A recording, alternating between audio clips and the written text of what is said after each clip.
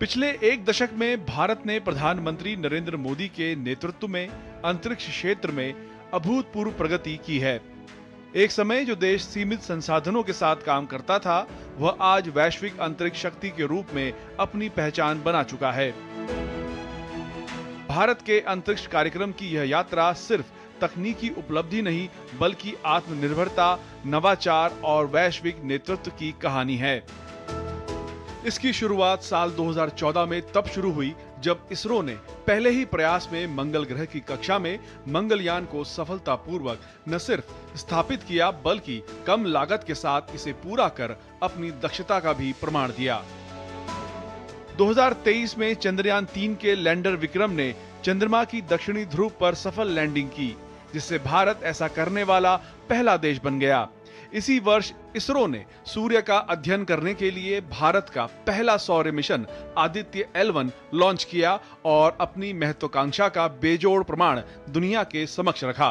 जनवरी 2025 में स्पेडेक्स मिशन के तहत अंतरिक्ष में उपग्रहों को डॉक करने की क्षमता हासिल करने वाला भारत दुनिया का चौथा देश बन गया। भारत का महत्वाकांक्षी मानव अंतरिक्ष मिशन गगनयान अपने अंतिम चरण में है। 2027 में भारत 3 अंतरिक्ष यात्रियों को अंतरिक्ष में भेजेगा।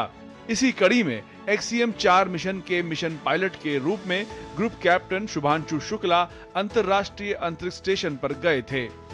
गगनयान मिशन में उनके अनुभव बेहद महत्वपूर्ण रहेंगे।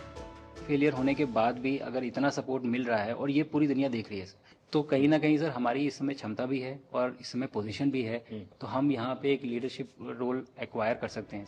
बीते सालों में इसरो ने सिर्फ वैज्ञानिक मिशन ही नहीं चलाए, बल्कि वाणिज्यिक सफलताएं भी हासिल की हैं। इसरो ने 2014 से 2025 के बीच 34 से अधिक देशों के 400 से ज्यादा विदेशी उपग्रहों का प्रक्षेपण किया है, जिससे भारत को करीब 3,400 करोड़ रुपए का राजस्व मिला।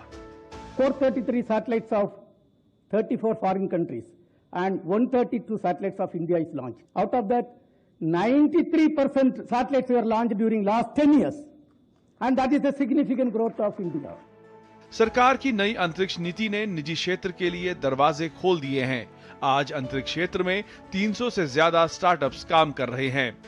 केंद्रीय बजट 2025-26 में अंतरिक्ष विभाग को 13,416 करोड़ रुपए आवंटित किए गए, जिससे भारत की स्पेस इकोनॉमी को बढ़ावा मिलेगा। 2024-25 के बजट में शुरू हुआ 1,000 करोड़ का वेंचर कैपिटल फंड भी इस क्षेत्र में स्टार्टअप्स को प्रोत्साहित कर रहा है। सरकार की उदार नीतियां जैसे उपग्रह संचालन में 100% FDI, कर प्रोत्साहन और PLI योजना ने इस प्रगति को और तेजी दी है।